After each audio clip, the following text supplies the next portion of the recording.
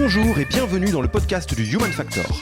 Je m'appelle Alexis Eve et tous les mercredis, je vais à la rencontre des startups les plus véloces pour rentrer en détail dans les bonnes pratiques RH qui leur permettent de faire du facteur humain un levier de croissance plutôt qu'un risque. Permettre à chaque employé d'éviter les situations de harcèlement, de burn-out, de dépression, etc. à cause du travail. Le Human Factor, ce n'est pas qu'un buzzword, c'est aussi le nom de notre premier livre. Les clés de l'alignement entre associés, d'une organisation adaptée ou encore de la bonne relation à son travail. The Human Factor, c'est 100 pages de retour terrain des plus belles startups et de bonnes pratiques actionnables. Si vous voulez en savoir plus, allez tout simplement sur www.yaniro.co/book, B-O-O-K. On met le lien dans la description de l'épisode. Pour l'heure, je vous laisse avec l'invité d'aujourd'hui et vous souhaite une bonne écoute. Bonjour Geoffroy, comment vas-tu ? Bonjour, ça va très bien et toi ? Ça va très bien, on continue à enregistrer à distance. Je suis en Suisse, là, je tourne la tête et je vois les Alpes, chanceux que je suis. Et si je ne dis pas de bêtises, Geoffroy, tu es dans le sud à l'heure actuelle. Tu profites un peu du work from home policy de Thiel. Exactement, pour le week-end de Pâques, ça fait du bien d'être un petit peu au vert, disons. Donc on profite du télétravail un petit peu avec le soleil qui pointe son nez, donc c'est assez agréable.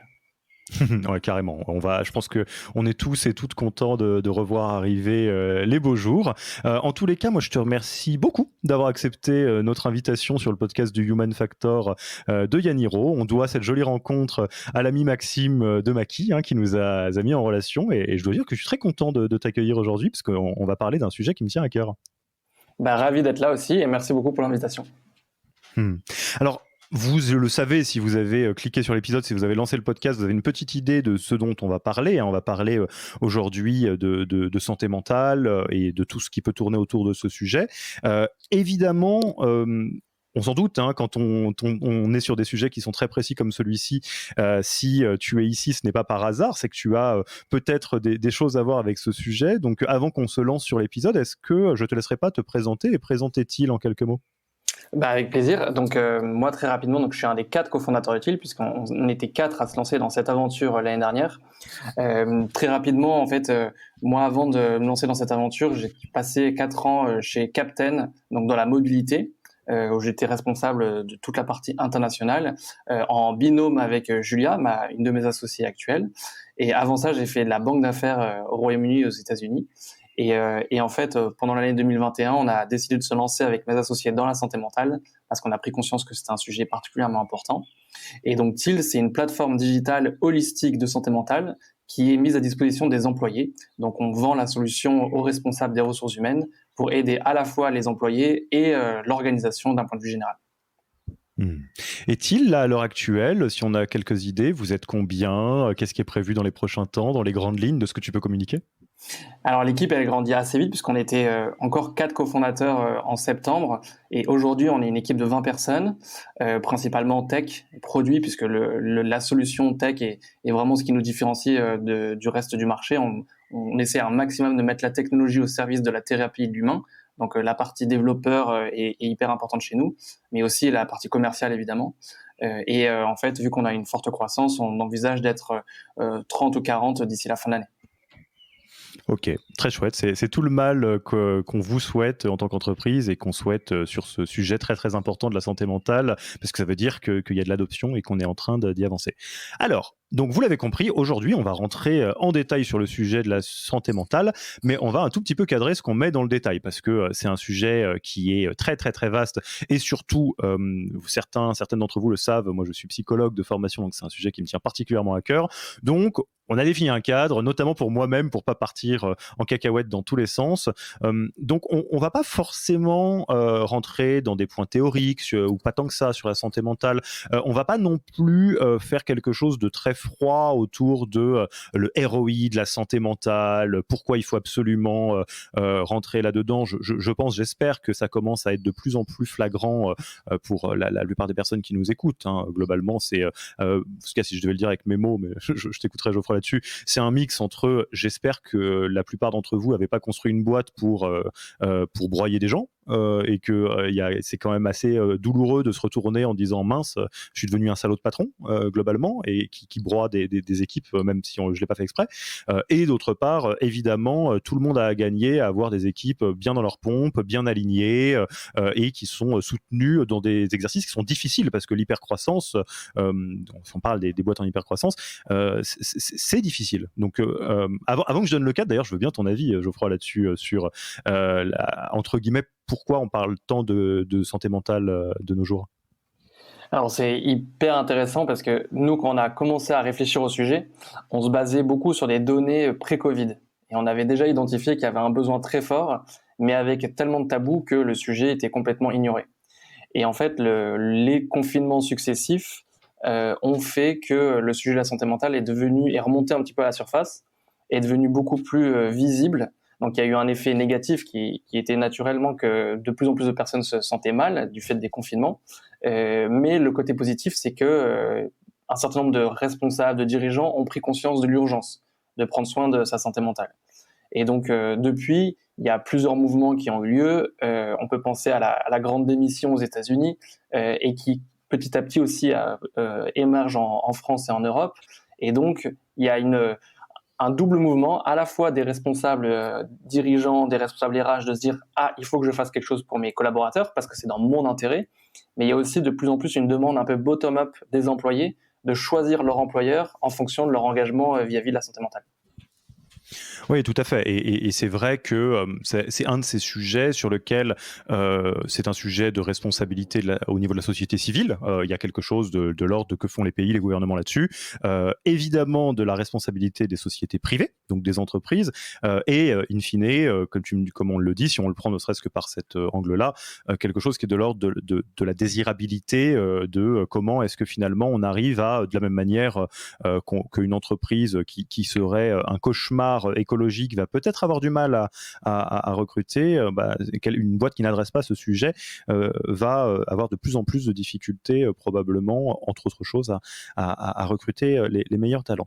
Mais donc, je vous disais, le cadre. Donc, on s'est dit, comment en fait mettre en place des choses positives pour prendre soin de ses collaborateurs et de ses collaboratrices et adresser le sujet de la santé mentale, parce qu'une fois qu'on a l'intention, alors là s'ouvre un océan de complexité. Les startups se sont fait largement charrier par le côté baby-foot burn-out, où d'un côté on a des baby-foot et en même temps on bosse 100 heures par semaine, donc on est clairement sur quelque chose qui est caricatural. Donc très modestement, mais en tout cas avec une ferme intention, on profite de ton expertise aujourd'hui et peut-être de la mienne d'un point de vue psychologue, je sais pas, en tout cas en faisant une discussion pour essayer de dresser un playbook pour mettre en place des opérations, des politiques pour la santé mentale de ses collaborateurs et collaboratrices. Sous-entendu, qu'est-ce qui marche et qu'est-ce qui marche pas. T'es OK ? On est parti là-dessus ? C'est parti. Alors, peut-être, et c'est là où je ne vais pas rentrer dans la théorie, mais quand même pour poser les bases, c'est quoi la santé mentale ? Qu'est-ce qui rentre dedans ? Qu'est-ce qui ne rentre pas dedans ? Alors ça, c'est une excellente question. Et d'ailleurs, si tu poses la question, et on a fait l'exercice, de poser la question à des dizaines et des dizaines de personnes, à quoi ils pensent quand on leur dit santé mentale. Si on leur demande santé physique, ils vont penser à des personnes en bonne santé, qui font du sport, qui sont sains, qui mangent sainement, etc. Si on leur demande santé mentale, le réflexe, c'est plutôt de penser à quelqu'un qui est fou, qui est malade, qui est psychopathe. Malade mental. Qui est malade mental. Exactement. On associe la maladie avec la santé mentale, alors qu'on associe le bien-être avec la santé physique. Et donc, il y a une vraie dichotomie de perception qui est principalement culturelle et aussi un manque d'éducation par rapport à ce qu'est la santé mentale aujourd'hui. Il y a d'ailleurs des statistiques assez phénoménales en France où pour plus d'une personne sur deux, quelqu'un qui prend soin de sa santé mentale, c'est quelqu'un qui est dangereux pour lui et pour les autres. Donc on a bien conscience là qu'il y a une vraie problématique de perception. Donc nous, pour parler de santé mentale, on se rattache toujours à la définition qu'en fait l'OMS et qui dit que la santé mentale, c'est un état au contraire de bien-être où on est capable de se développer, d'atteindre son plein potentiel, d'être productif dans son environnement, de collaborer dans une communauté, etc., etc. Donc c'est vraiment associé à un état d'épanouissement qu'un état de maladie.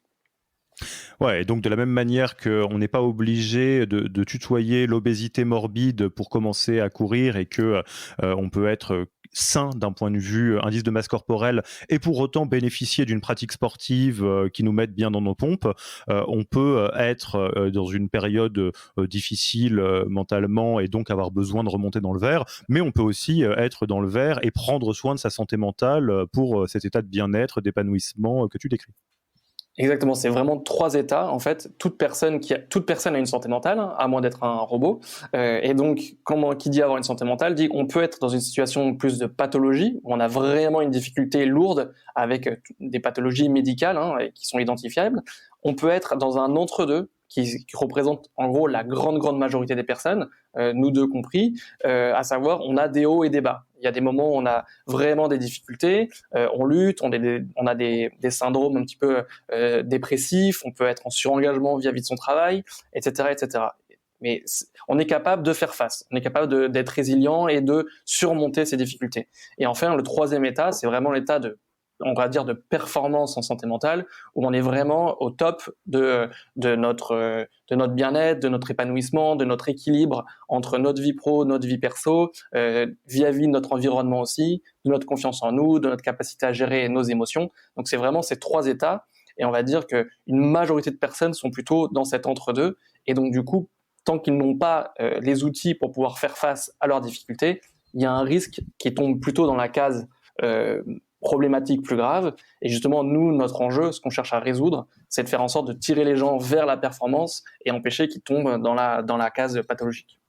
Ouais, et dans la case pathologie, déjà revenir sur l'état de relative stabilité niveau santé mentale pour ensuite pouvoir aller à l'étape au-dessus d'une forme d'apaisement, de sérénité et de performance de santé mentale. Je ne sais pas si on peut le dire comme ça, mais en tout cas, je vois un peu rouge, orange, vert, quoi. Rouge, Et on est un petit peu en difficulté. Orange, c'est la vie de tous les jours. Il peut pas faire beau tous les jours. On a des hauts, on a des bas qui dépendent de, je sais pas, le sommeil, les mauvaises nouvelles, des choses comme ça.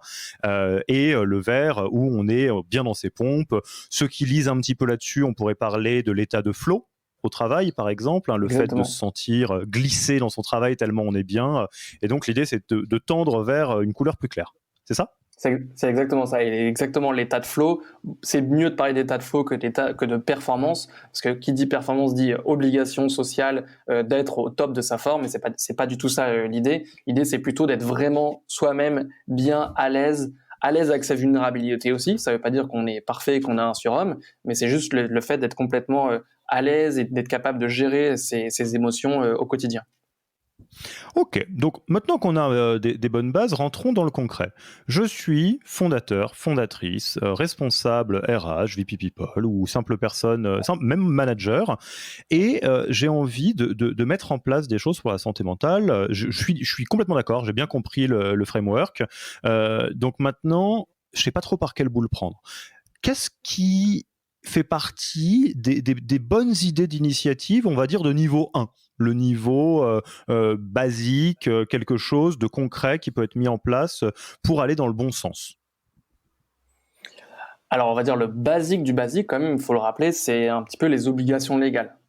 C'est-à-dire qu'en Oui, tant tout à que, fait. en tant que responsable des ressources humaines ou en tant que fondateur ou autre, on a une obligation légale vis-à-vis de nos employés de faire en sorte de réduire et de prévenir les risques psychosociaux. Donc il y a plusieurs types d'obligations du coup concrètement qui en découlent, mais fondamentalement c'est de permettre à chaque employé d'éviter les situations de harcèlement, de burn-out, de dépression, etc. à cause du travail.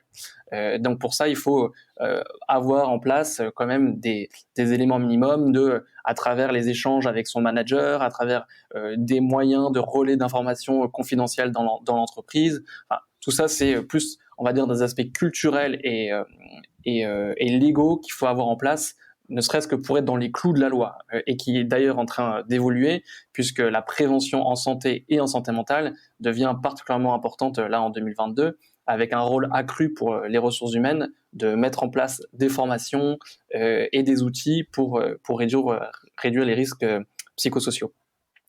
Ensuite, Alors, c'est... ouais, Pardon, vas-y. ça c'est déjà, je pense, un fondamental et qui est méconnu, hein, a priori. que dit la loi là en 2022? Qu'est-ce qui doit être fait, point de vue RPS, donc risques psychosociaux, par toute entreprise, et à partir de combien de personnes? Parce qu'on sait qu'à partir de 50 personnes, il y a un certain nombre d'obligations légales qui se créent. Alors c'est terrible, je vais me sentir vieux, mais c'était le CHSCT avant, ça ne s'appelait plus comme ça, le document unique et tout ça. Donc déjà, petit rappel, même si on ne va pas faire du 100% juridique, de ce qu'une entreprise doit mettre en place. Alors ça, tu l'as rappelé, hein, le document unique, il prend une importance particulièrement importante là en 2022, avec un besoin de recenser tous les risques auxquels sont confrontés les employés. Donc pas uniquement des risques liés d'ordre psychologique, hein, ça aussi les risques liés au travail en soi, mais concrètement, il y a une obligation de retranscrire tous les risques liés aux situations de harcèlement, de violence, etc. Ensuite, il y a le fait évidemment d'avoir une médecine du travail qui fait que chaque employé doit du coup faire sa visite annuelle avec la médecine du travail pour réduire ces risques-là également.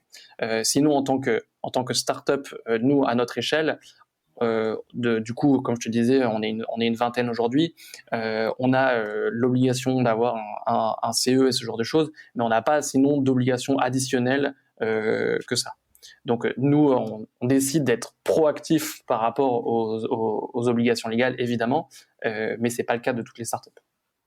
Et donc, je te laisse continuer. Tu parlais des fondamentaux légaux et post-légaux. Donc, je te laisse continuer. Je voulais juste faire un petit point sur justement ces items légaux.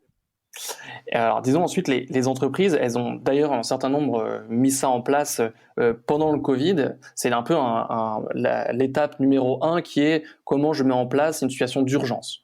Le Covid a créé des situations traumatiques plus importantes du fait de l'isolement des collaborateurs à cause du télétravail forcé pour certains, mais aussi des situations de burn-out. Et donc du coup, les entreprises, elles sont obligées de mettre en place des lignes d'écoute, comme ça qu'on les appelle, où les employés peuvent, grâce à un numéro accessible, contacter un psychologue du travail pour essayer de partager leurs troubles et d'essayer d'y trouver une solution.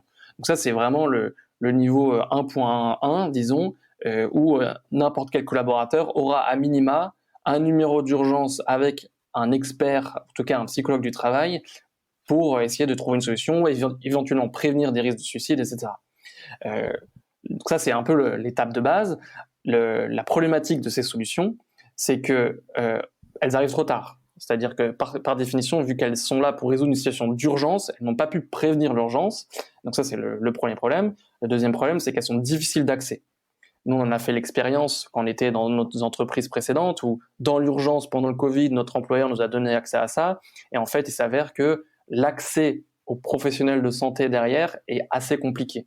Derrière la simplicité d'un numéro, parfois, il faut demander l'autorisation, demander un accès à son responsable des ressources humaines, ce qui n'est pas hyper intuitif. Hein. Quand on a un problème de santé mentale, on n'a pas forcément envie de demander l'autorisation ou ne serait-ce que d'alerter son responsable des ressources humaines. Et c'est assez peu digitalisé, c'est-à-dire qu'on peut uniquement le faire dans le cadre pendant les heures de travail, enfin quand le praticien est disponible, et souvent on peut ne le faire que dans le cabinet du praticien ou même dans les locaux de l'entreprise. Donc c'est très difficilement accessible et c'est pas préventif et c'est pas non plus hyper sexy. C'est-à-dire que moi je suis dans une difficulté, ça me demande un effort assez important de me dire tiens, j'ai un numéro complètement impersonnel que je vais appeler, je sais pas qui je vais avoir au bout du fil. Mécaniquement, ça déclenche pas chez moi l'action de me dire c'est par ce moyen-là que je vais essayer d'aller mieux. Et d'ailleurs, nous, ça a été un élément déclencheur pour nous de nous dire qu'il y avait vraiment quelque chose à faire dans ce secteur-là, parce qu'en moyenne, ces lignes d'écoute, elles sont utilisées par maximum 1 à 2% des employés au cours de l'année, y compris en période de Covid. Donc, c'est complètement obsolète.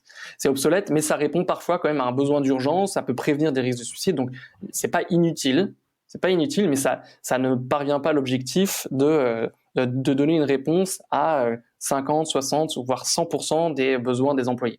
Donc il y a un vrai besoin de personnalisation et de digitalisation. Je fais juste une petite focale là-dessus sur 2 points pour une petite remise en perspective. Pourquoi est-ce que c'est hyper important le rendez-vous médical annuel à la médecine du travail, notamment aussi pour la santé mentale? Parce qu'à partir du moment où c'est un rendez-vous qui est prévu au programme, même s'il est aussi peu fréquent qu'une fois par an, un médecin ou une médecin qui connaît bien son boulot, même la partie santé mentale, il va le voir. Ce qui est très intéressant, je vous parle en tant que coach au quotidien et en tant que thérapeute de formation, enfin psychologue, c'est qu'un médecin s'encombre pas des questions très presque dev perso qu'on peut avoir sur une approche qui est un peu légère de ce genre de choses, mais il va regarder des trucs très simples. Il va vous dire est-ce que vous dormez, est-ce que vous mangez, etc. Et s'il voit des signes alarmants, donc là tu as raison, on est dans le rouge foncé, il va dire non mais vous vous rendez pas compte, mais vous êtes à ça du burn-out, ou bien vous bossez beaucoup trop, etc. Et le fait que le truc existe, au moins on peut repérer des alarmes. Alors que tu as raison, le côté ligne d'écoute qui est essentiel. Hein, déjà, si on peut aider 1 à 2%, c'est déjà mieux que zéro. Mais pour toute personne, pour prendre un parallèle, qui s'est posé la question de démarrer une thérapie, on voit que c'est une petite parade qui dure un petit moment parce qu'il y a tous les tabous, il y a toutes les indécisions, il y a toutes les questions que ça nous pose sur nous-mêmes. Alors, imaginez de rajouter à ça votre RH au milieu, le fait que ça va être au bureau et que peut-être il y a des personnes qui vont vous voir, non pas qu'il y ait une honte à ça, mais où vous pouvez peut-être le percevoir comme ça, et que c'est pas sexy, bon, on se complique la vie, quoi. Exactement, on se complique la vie. Voilà, et c'est ça. Alors malheureusement, on va dire à la décharge des dirigeants, des responsables des ressources humaines, jusqu'à présent, il n'y avait pas vraiment de solution alternative. Ouais. C'était un petit peu le minimum, et en même temps le maximum, puisqu'il n'y avait pas vraiment de solution plus innovante que ça. Donc, il y a une forme d'utilité, parce que même si on arrive à prévenir un cas de suicide ou un cas de dépression, ça valait le coup de mettre ça en place. Malheureusement, l'enjeu est tellement important. On sait qu'il y a plus d'une personne sur deux qui souffre de problèmes d'ordre psychologique dans l'année et qui ne se sent pas autonome pour y faire face. On comprend bien que être capable d'aider que ne serait-ce qu'1% des employés, ça suffit pas par rapport à l'enjeu sociétal et même à l'enjeu économique pour l'entreprise. Donc ça, c'est le 1.1, effectivement. Si on va un cran plus loin, du coup, qu'est-ce qu'on peut faire ? On est en 2022, il y a plus de solutions. Je t'autorise très largement à parler de ce que vous faites chez TIL sans que tu sois en mode page de pub, hein, t'inquiète pas, évidemment. Mais en gros, qu'est-ce qui est possible facilement, à la fois dans le contenu de ce que vous proposez, ce que vous avez construit, et plus généralement autour de ça. Enfin, typiquement, une fois que vous travaillez avec une entreprise, j'imagine que vous êtes à la fois partenaire sur la solution que vous proposez et aussi conseiller, sparring partner sur des choses plus générales. Exactement. Alors, juste pour finir peut-être sur l'aspect quadrillage des solutions, c'est que dans l'aspect curatif, on va mettre les lignes d'écoute dans la solution curative d'urgence. Oui, tout à fait. Ouais. C'est pas de la prévention, voilà. On arrive à l'étape d'après, quoi. Exactement. Une autre étape dans l'aspect curatif, mais qui va un cran plus loin, c'est d'avoir une mutuelle qui permet de rembourser des soins d'ordre psychologique avec des bons experts. Il y a des mutuelles qui sont vraiment très très bien dans ce domaine-là et qui permettent ils l'ont fait notamment pendant le Covid avec 4 séances remboursées de 60 € avec un psychologue. Donc ça c'est très bien. Ça permet encore une fois d'agir davantage d'un point de vue curatif et d'aller plus loin que ce que propose la ligne d'écoute. L'étape en tant que responsable des ressources humaines où on va essayer d'aller un cran plus loin à la fois pour soutenir les employés et essayer de développer à l'échelle macro une culture positive, c'est d'accompagner ses collaborateurs d'un point de vue collectif. Donc ça, c'est, on va dire, le 2.0. Donc dans le 2.0, c'est moi, responsable des ressources humaines, je mets en place pas uniquement une solution d'urgence curative avec ma mutuelle, avec une écoute, mais j'ai aussi une démarche de faire en sorte que le bien-être mental soit un sujet clé pour moi dans ma culture d'entreprise. Et à ce moment-là, ce que je peux faire, c'est faire de la formation auprès de mes managers. Je peux faire des ateliers de partage sur des sujets importants. Je peux faire des séminaires sur le sujet. Voilà, je peux embarquer mes collaborateurs avec du coaching collectif disponible pour tous mes employés. Donc ça, c'est comment j'essaie d'ajouter un plan plus collectif, culturel à mes employés en particulier, en plus de ce que propose ma mutuelle. Et donc ça, c'est évidemment un pan sur lequel Thiel intervient. L'étape d'après, l'étape ultime, on va dire, le 3.0, c'est d'être capable de combiner le soutien individuel avec justement un soutien psychologique adapté quand je suis en situation de besoin important. Le soutien collectif où je transforme ma culture d'entreprise, je mets en place plein d'actions qui rejaillissent sur mes managers et sur mes employés. Et enfin, comment je suis capable d'agir en prévention auprès de mes employés de façon individuelle. Et c'est ça qui est la vraie innovation que Thiel propose, puisque les étapes 1 et 2 étaient déjà existantes ou naissantes. Le fait d'être capable d'encourager chaque personne, qu'elle aille bien ou qu'elle aille pas bien, à agir sur sa santé mentale au quotidien, ça c'est le vrai défi que nous on essaie de relever. Et ça consiste à faire en sorte de répondre aux besoins de chacun, quel qu'il soit. Ça va de situations comme le fait de devenir parent, de devoir gérer une nouvelle parentalité. Ça va au fait de gérer une situation de deuil parce qu'un proche est décédé, de gérer un travail beaucoup plus difficile, beaucoup plus pressurisant et qui nous empêche de dormir, du coup de gérer les problèmes de sommeil. Toutes ces situations qui impactent notre santé mentale au quotidien de façon forte ou même modérée, et que chaque jour, parce que je vais avoir les bonnes ressources, je vais avoir le bon contenu, je vais avoir les bonnes activités, les bons outils, je vais être capable de me développer personnellement et donc du coup d'améliorer ma capacité à faire face à des situations beaucoup plus difficiles. Et donc on va dire ça c'est vraiment le summum, d'être capable de combiner le soutien collectif avec un soutien individuel très très poussé, y compris en prévention. Donc quelque part, cette partie-là, c'est je dirais, avoir des réponses, ou en tout cas des routes plutôt, qui sont toutes tracées pour aider des personnes à faire face soit aux aléas de la vie, soit aux aléas du boulot. C'est quelque part, en plus d'avoir un partenaire qui est là pour t'aider, donc en la personne de l'outil Thiel, en la personne du RH ou du manager, etc., avoir quelque chose qui, quelque part, prévoit d'avance. Alors, tu sais, tu es nouveau parent, c'est tout à fait OK de trouver ça hyper dur. Et d'ailleurs, c'est tellement OK que dans l'environnement, il y a une case qui s'appelle directement nouvelle parentalité, où là, on vient, j'en sais rien moi, de fusionner avec une autre boîte, c'est quelque chose qui peut créer du trouble, et on s'y attend. Donc oui, quelque part, c'est le fait de nommer et de prévoir à la fois, tout ce qui peut se passer point de vue santé mentale dans des situations particulières. C'est à peu près ça ? C'est exactement ça, c'est toutes les situations de la vie dans un cadre professionnel ou personnel. Et ça, c'est également un point de transformation, d'innovation très très fort, hein, puisque historiquement, pour les responsables des ressources humaines, le scope était limité un petit peu au cadre vraiment purement professionnel. Néanmoins, on sait d'une façon maintenant beaucoup plus ouverte que santé mentale privée et pro sont hyper intriqués. Et donc, du coup, c'est assez illusoire de penser qu'on peut résoudre les problèmes de santé mentale sans rentrer dans le cadre plus perso. Et d'où l'importance d'utiliser des partenaires externes pour le faire. Parce que souvent, en tant que responsable des ressources humaines, je n'ai pas forcément un mandat pour rentrer dans le cadre plus perso.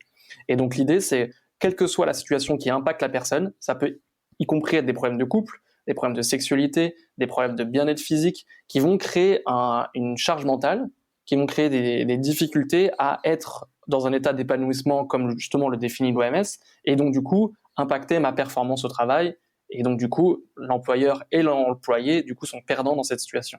Et notre objectif, c'est de pouvoir identifier les besoins de chacun grâce à la data. Donc la data, c'est vraiment un élément clé de succès pour nous, puisque c'est comme ça qu'on va comprendre tes besoins quand ils se présentent et de t'apporter une solution de façon avec une expérience utilisateur hyper sympa pour t'aider un petit peu à surmonter ces difficultés, y compris pour des situations d'addiction, des situations de troubles de la personnalité, etc., etc.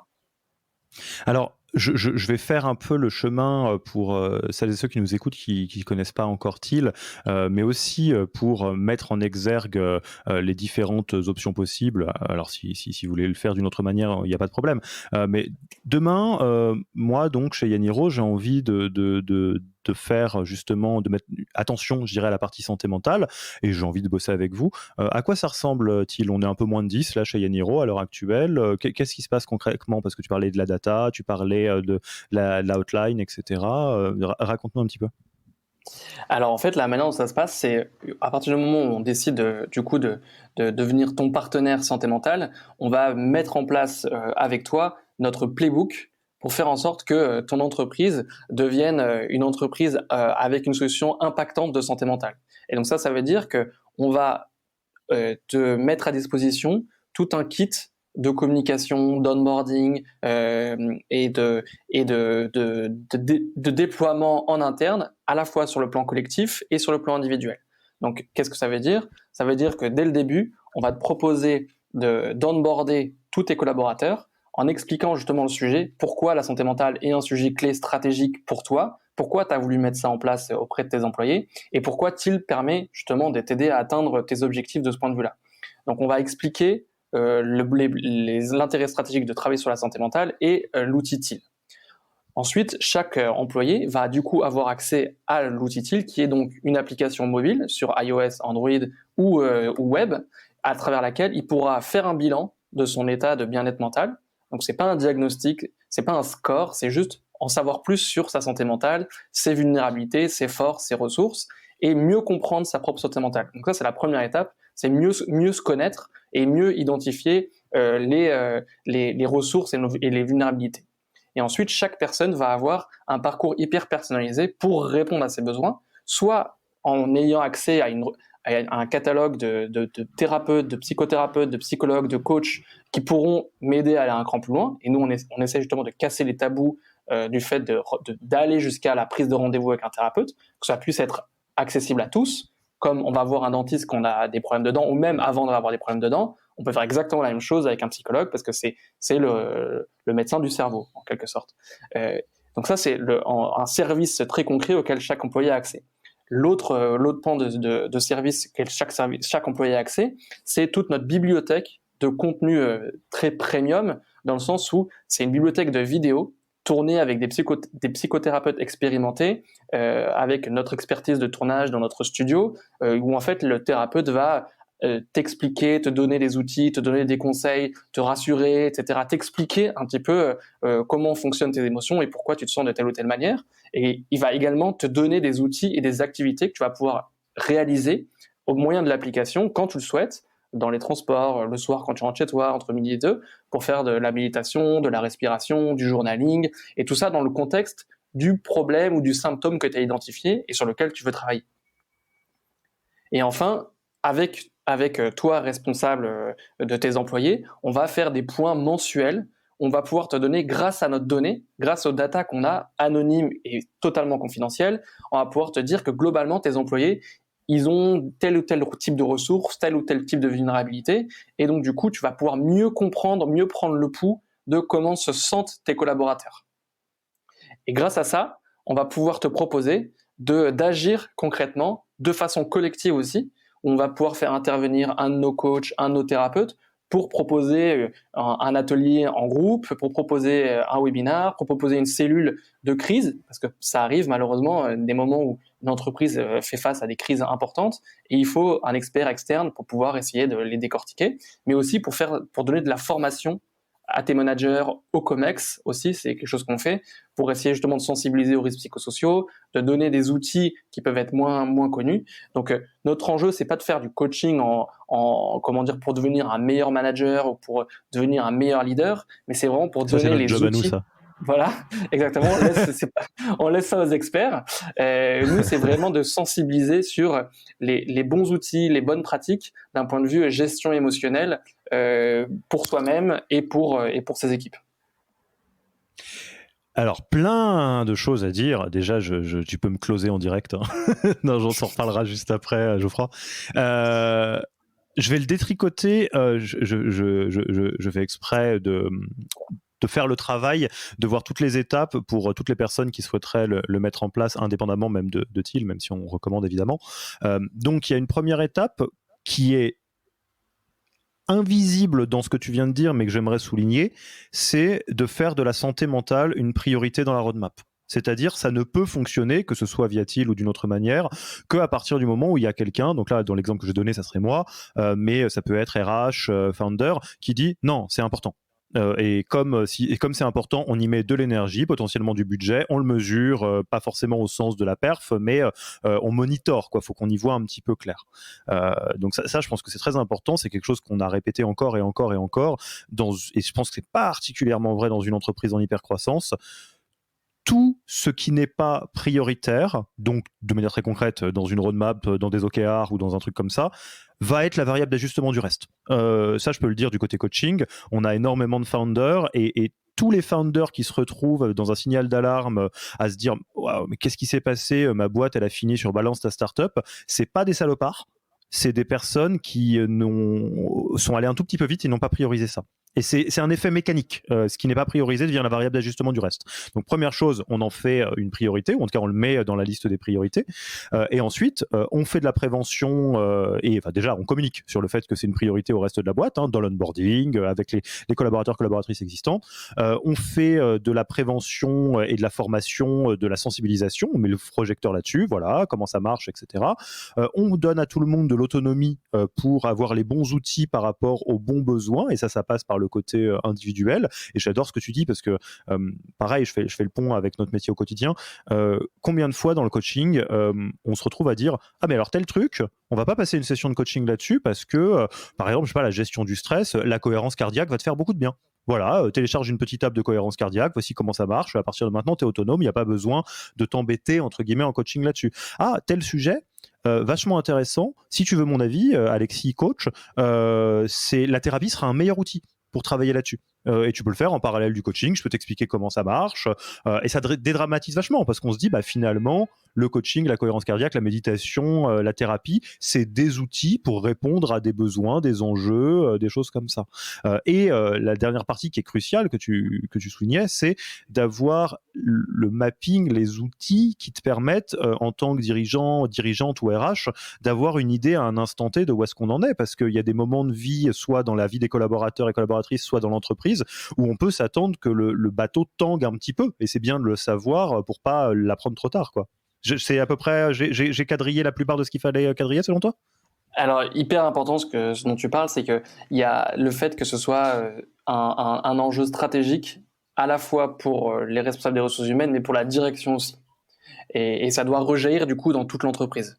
Et c'est vrai qu'on entend pas mal d'entreprises qui nous disent oui, mais nous on a déjà plein d'outils, on a mis en place plein de choses, on a une médecine du travail avec une infirmière qui est spécialiste de cohérence cardiaque, donc finalement les employés ils ont accès à toutes les ressources. Et souvent ça peut être vrai, il y a souvent plein d'initiatives qui ont été mises en place. Le problème c'est que ils n'en ont pas fait une priorité, ils n'ont pas fait un enjeu clé de rétention, de recrutement et de performance dans l'entreprise. Et c'est ça, pour nous, la transformation qui va vraiment être à l'origine d'un changement de paradigme dans la relation employeur-employé. C'est le fait que la santé mentale devient un vecteur de performance et donc, du coup, est priorisée dans les actions RH à travers, comme tu dis, la communication, mais aussi que ce soit la direction puisse elle-même jouer le jeu, montrer que même en tant que CEO, en tant que DRH, moi-même j'ai des vulnérabilités et c'est plus un tabou et je vous le dis et je travaille dessus et ça fait pas de moi pour autant un mauvais CEO. Et rien que ça, cette prise de conscience, cette ouverture d'esprit, cette sincérité, ça contribue énormément à la bonne relation employeur-employé et donc du coup aux KPIs, mais elles en découlent. Les KPIs ils en découlent, c'est pas l'objectif initial recherché. Et je vais faire un parallèle qui vaut pour beaucoup de choses. C'est quoi la différence entre on a une infirmière, un infirmier spécialiste de la cohérence cardiaque et le fait d'avoir une politique et d'en avoir une priorité? C'est exactement la même différence entre le fail absolu du manager qui a sa porte ouverte si on veut lui poser des questions versus l'outil des one-to-one. Ou bien n'importe quel employé qui n'est pas content peut nous le dire, il n'y a pas de problème, ou avoir un outil genre Office Vibe pour calculer son NPS.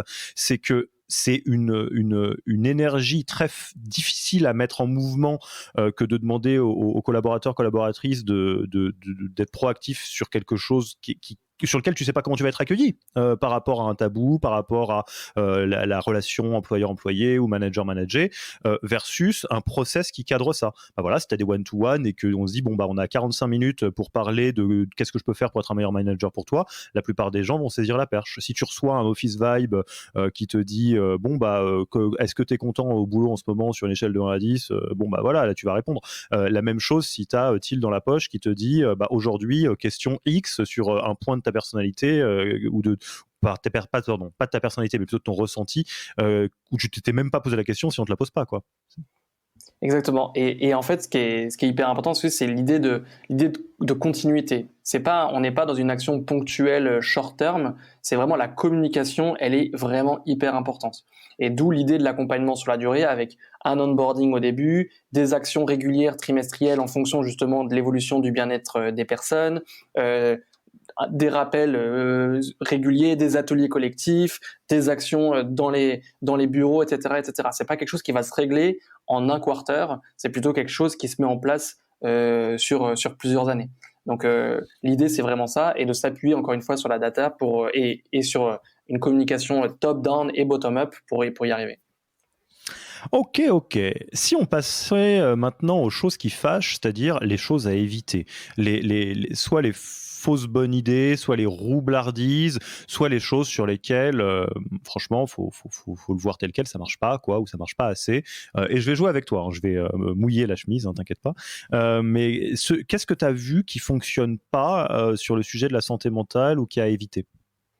Alors, il y a deux choses principales, et souvent c'est le point d'entrée pour nous dans beaucoup d'entreprises, c'est le fait d'avoir géré la chose avec un peu de superficialité. Justement, ça rejoint un petit peu notre point précédent, de se dire, voilà, j'ai mis des choses en place, mais c'est pas une priorité, et donc finalement ça prend pas. Et donc finalement, il y a assez peu d'engagement de mes collaborateurs avec le sujet, et donc j'ai dépensé de l'argent, de l'énergie, et c'est un échec. Mais je pense, moi, que ça va, parce que finalement, j'ai pas de données qui me disent le contraire. Et donc, il y a un petit peu cette problématique entre j'ai mis quelque chose en place, mais si j'ai pas les données pour vraiment comprendre l'impact, bah finalement, ça peut être un échec. Et donc, du coup, l'importance des données, encore une fois, remonte à la surface. L'autre, on va dire, chose à ne pas faire, on va dire, dans l'implémentation, c'est d'avoir une approche trop top-down. De faire en sorte que, parce que les personnes des ressources humaines sont hyper impliquées, ont envie de pousser le sujet, etc., elles vont aller jusqu'à obliger les employés ou à faire du reporting ou à utiliser cet outil comme un outil de performance et de féliciter les bons et les mauvais élèves. Et ça, finalement, on casse complètement l'initiative, parce que si moi, en tant qu'employé, je me sens forcé de faire un baromètre social, je me sens forcé de lire un article, de regarder une vidéo, bah, finalement, je le fais plus du tout avec le même niveau d'engagement que je l'aurais fait si ça venait de moi-même. Bon, Geoffroy, je vois que tu es à 6 sur 10 sur le quarter en termes de santé mentale. Qu'est-ce que tu vas faire sur le prochain quarter pour être à 8? Voilà, c'est un peu ça. Et donc c'est vraiment pour moi le même problème que l'étape de ping-pong. On transforme une initiative, on va dire positive, en un gadget, voire quelque chose même de négatif dans certains cas. Alors, petite focale sur la table de ping-pong qui nous fait un peu rire hein, maintenant, mais qui en réalité, pour moi, est symptomatique d'une partie qu'il faut surligner 2 fois dans ce que tu as dit dans la première partie de l'épisode. Sur la santé mentale, c'est comme la santé tout court. C'est-à-dire que c'est éminemment complexe. C'est très personnel dans la plupart des cas, et il y a la bonne réponse pour le bon problème ou le bon enjeu à traiter. Si tu as quelqu'un qui est, je sais pas moi, qui voit pas clair, si tu sais pas qu'il est myope, tu vas pas pouvoir apporter la bonne réponse. Tu vas peut-être te dire ah bah non, en fait il y a pas de raison de voir pas clair du jour au lendemain, etc., etc. Et là où les startups se gourrent parfois, mais souvent d'une bonne intention, c'est quand on fait des trucs qui ont l'air sympas pour les employés, mais à l'aveuglette. En fait, en réalité. Alors, j'ai vécu une expérience professionnelle que je citerai pas, mais c'est assez facile de remonter dans mon LinkedIn, et puis je jetterai pas la pierre parce que l'intention était vraiment très très bonne, mais d'une boîte dans laquelle il y avait des bons problèmes organisationnels qui étaient très connus entre nous. Hein. Moi, j'étais collaborateur de cette boîte, et on avait un un boss qui vraiment littéralement faisait tout ce qu'il pouvait pour nous contenter. Donc on avait une corbeille de fruits, on avait littéralement une table de ping-pong dans la réunion, et nous on avait envie de lui dire bon bah attends, il y a plutôt ça sur lequel on pourrait bosser si tu veux commencer. Mais vu que c'était, et ça c'est peut-être quelque chose à garder en tête, vu que c'était quelqu'un qui avait vraiment envie de bien faire et qui ça lui faisait mal au bide quand on lui pointait justement les choses qui marchaient pas dans sa boîte, bah il préférait ne pas nous poser la question. Et faire de son mieux plutôt que de se risquer à aller voir ce qui déconne, quoi. T'as quelque chose à dire pour ces fondateurs, ces fondatrices qui ont vraiment envie de bien faire, mais à qui ça retourne les tripes quand on pointe justement ce qui va pas? Alors ouais, c'est un problème assez récurrent, la peur de la boîte de Pandore. Donc ça c'est quelque chose qu'on nous a pas mal remonté. C'est moi j'adore ce que vous faites, j'adore l'idée, je suis hyper pour. Maintenant si je mets ça à disposition de mes employés, bon ben en fait je vais voir tout ce que je veux pas voir et finalement ça va être overwhelming. Et ça malheureusement il faut c'est pour ça qu'on essaie de mettre notre outil aussi à disposition des RH eux-mêmes, parce que finalement, il faut se déculpabiliser du fait qu'il y a des solutions, des problèmes qui sont existants. Et que finalement, l'intérêt en tant que RH, en tant que responsable d'entreprise, c'est plutôt d'y faire face pour la pérennité de l'entreprise. Et donc, la prise de conscience, elle est importante, et pour ça, elle ne peut se faire que en posant la question, qu'en ayant accès aux données. Mais finalement, ça fait moins peur de poser la question et de comprendre qu'il y a des vrais problèmes à partir du moment où on sait qu'on aura des solutions en face pour y faire face. Parce que jusqu'à présent, beaucoup d'entreprises avaient accès à des baromètres sociaux et du coup qui pouvaient déclencher des situations problématiques, managériales, organisationnelles. Mais si jamais en face de chaque donnée, en face de chaque réponse, je suis rassuré sur le fait que je vais pouvoir mettre en place des actions correctives, bah finalement, ça devient un problème beaucoup plus facile à gérer. Et c'est tout l'intérêt, en tout cas nous de notre démarche aussi, c'est que on n'est pas là pour uniquement mettre le nez sur des problèmes, on est surtout là pour apporter des solutions, tant au niveau individuel qu'au niveau collectif. Alors je donne un petite astuce qui a pas mal fonctionné sur des sujets plutôt managériaux, mais qui fonctionne à grande échelle aussi, et qui est très contre-intuitive. Donc on s'accroche, rappelez-vous bien, je suis psychologue de formation, tout va bien, il y a le tampon. Pensez à un médecin. Un médecin, selon sa spécialité, est quotidiennement, comment dire ça, est quotidiennement exposé à la mort. Il y a des personnes qui meurent. Il y a des personnes qui vont essayer de sauver, des chirurgiens qui vont pas s'en sortir, etc. Et donc, la plupart des médecins, après un certain moment d'expérience, se retrouvent en apparence désensibilisés à la mort, et en réalité c'est pas qu'ils sont désensibilisés à la mort, c'est qu'ils ont une saine distance et un sain recul par rapport à ça, qui leur permet de faire leur boulot de la meilleure manière possible, parce que à l'inverse, s'ils sont surinvestis émotionnellement sur tous les patients qui s'effondrent à chaque fois que quelqu'un meurt, ils ne pourront pas bien faire leur boulot. Je vais arriver à notre point.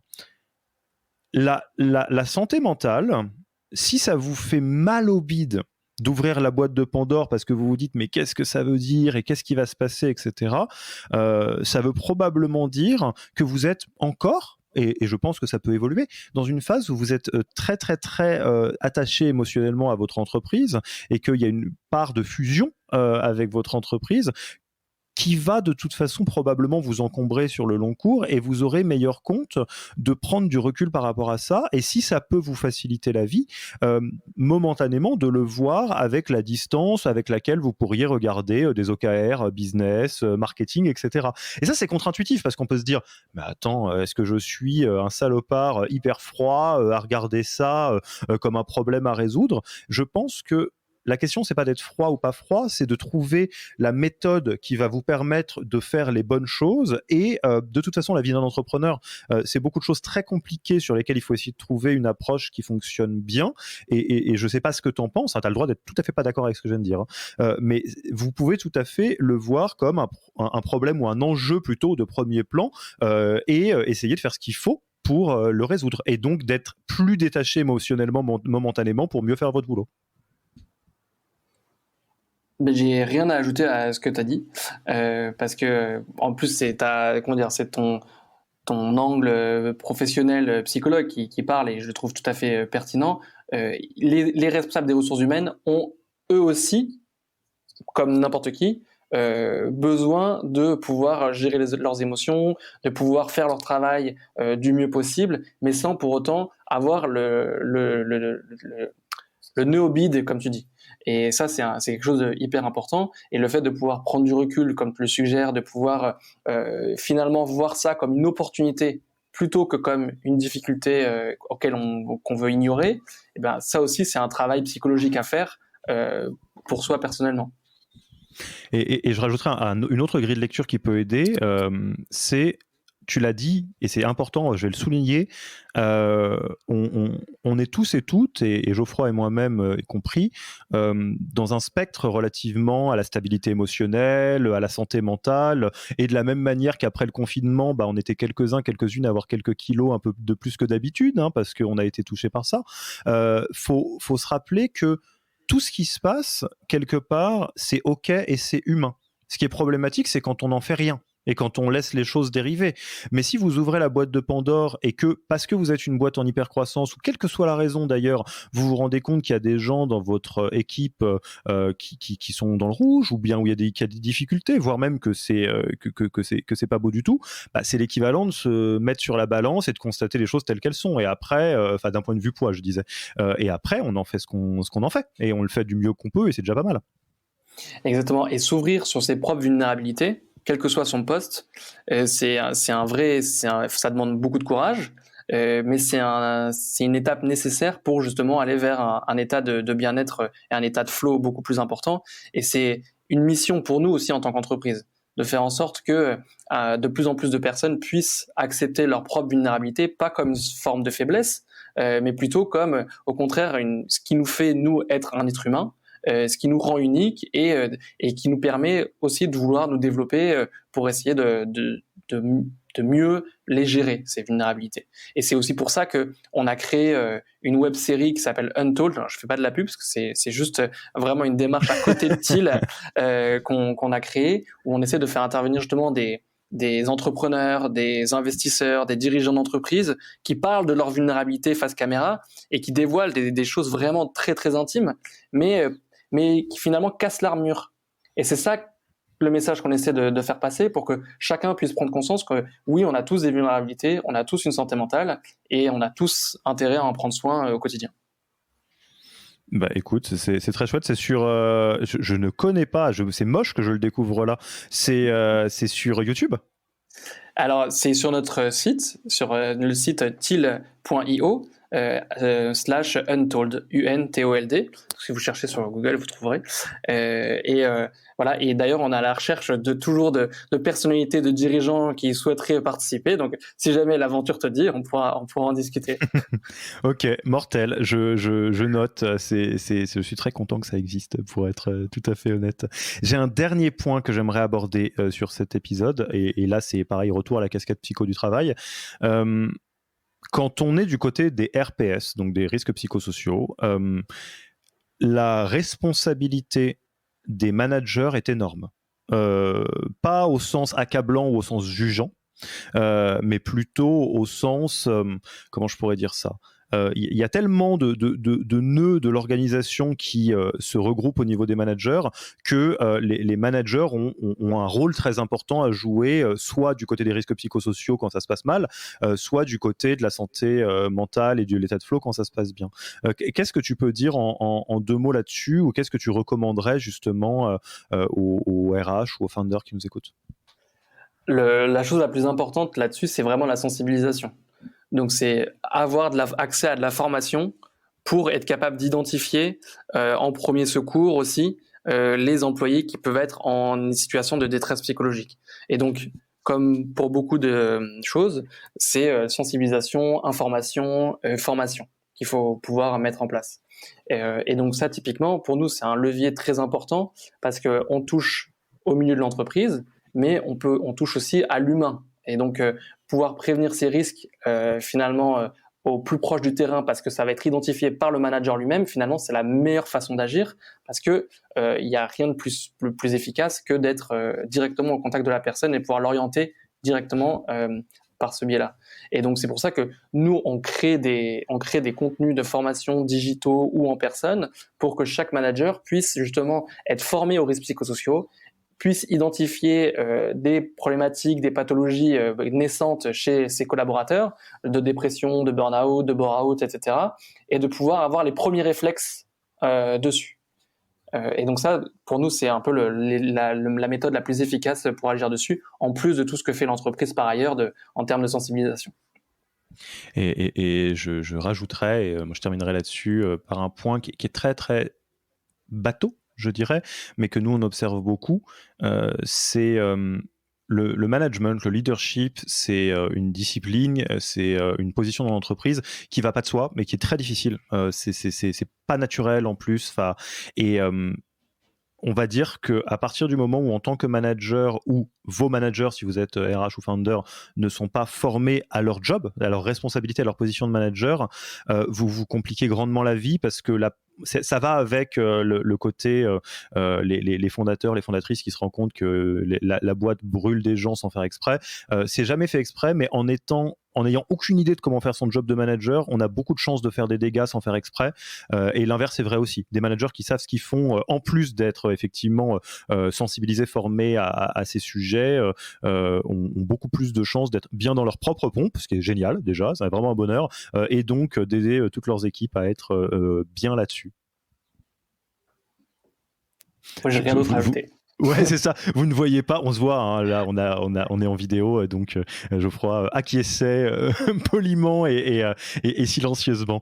Bon, écoute, un grand merci, Geoffroy. Je pense qu'on peut passer tranquillement à la fin de l'interview. Déjà, où est-ce qu'on te retrouve ? On a envie de discuter avec toi, on a envie d'en savoir plus. Comment on te contacte ? Alors, pour me contacter moi directement, c'est assez simple sur LinkedIn. Donc, Geoffroy Verzat, donc V-E-R-Z-A-T. Vous pouvez aussi vous rendre sur notre site directement, teal.io, Teale.io. Et donc, du coup, retrouver nos contacts directement là. Et enfin, par email, si vous pouvez noter, c'est geoffroy@teal.io.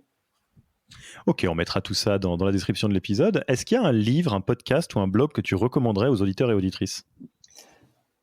Alors, en fait, moi, j'ai été éduqué sur le tard, un petit peu justement sur les sujets de psychologie. On va dire, il y a 3 ans encore, j'y connaissais pas grand-chose.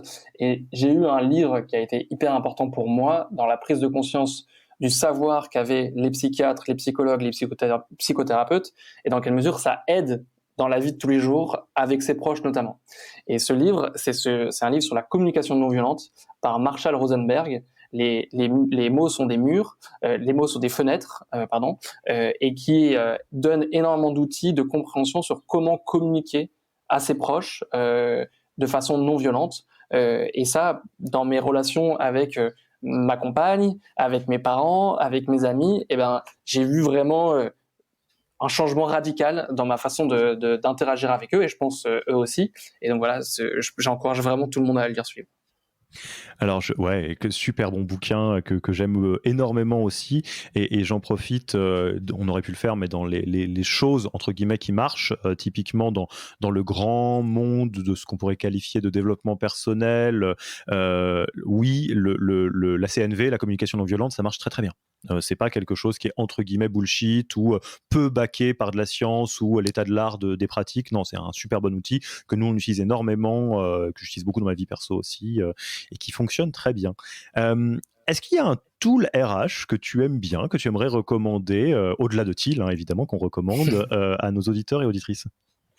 Alors effectivement, Teal, pour toutes les directions ressources humaines, nous on la donne accès à nos employés évidemment, mais voilà, c'est à disposition pour proposer ça à vos employés. Mais sinon, de façon plus générale, étant donné qu'on recrute effectivement énormément, les outils de recrutement pour nous ils sont particulièrement pertinents. Alors on passe par Welcome to the Jungle, par Talent.io, notamment pour les postes de développeurs, que moi je recommande, que je trouve vraiment très très utile en termes de plateforme. Et sinon, en termes d'innovation récente, je trouve vraiment que Maki aide vraiment de façon phénoménale pour gagner énormément de temps sur la sélection des candidats. Donc voilà, je recommande ça en particulier. Petit shout-out à Maxime de Maki, qu'on recommande aussi, on aime beaucoup cet outil-là. Enfin, tu connais notre tradition de passage de micro. Si tu étais à ma place, t'inviterais qui ? À qui est-ce que tu veux passer le micro ? À qui est-ce que tu as envie de témoigner publiquement de la sympathie, de l'admiration, que sais-je encore ? C'est plus un responsable des ressources humaines, un leader des ressources humaines que je trouve particulièrement inspirant et dont j'apprends beaucoup, qui est Antoine Mingalon de Kiriba. Antoine, si tu nous écoutes, au moment de choisir parmi la multitude de personnes, Geoffroy pense à toi. Et deux, si tu as l'envie et le temps de venir faire un épisode chez nous, tu es le bienvenu. Écoute, Geoffroy, moi je suis très content d'avoir pu faire cet épisode avec toi. Je te remercie beaucoup et c'est un vrai message que je vais passer. Dans un monde où mon quotidien ce n'est pas Yaniro, j'aurais adoré rejoindre une initiative de ce genre, et c'est quelque chose pas exactement sous cette forme, mais en tout cas dans l'intention auquel je pense depuis très très très longtemps, depuis l'époque où je suis formé donc à la psychologie. Donc merci d'exister, et puis je suis très content qu'on ait pu faire cet épisode ensemble aujourd'hui du coup. Merci beaucoup, c'était un plaisir. Ouais, et puis à la prochaine du coup. À la prochaine. Merci d'avoir écouté cet épisode. S'il vous a plu et que vous ne voulez rater aucun nouvel épisode, abonnez-vous à la newsletter en allant sur le site www.yaniro.co. Et à mercredi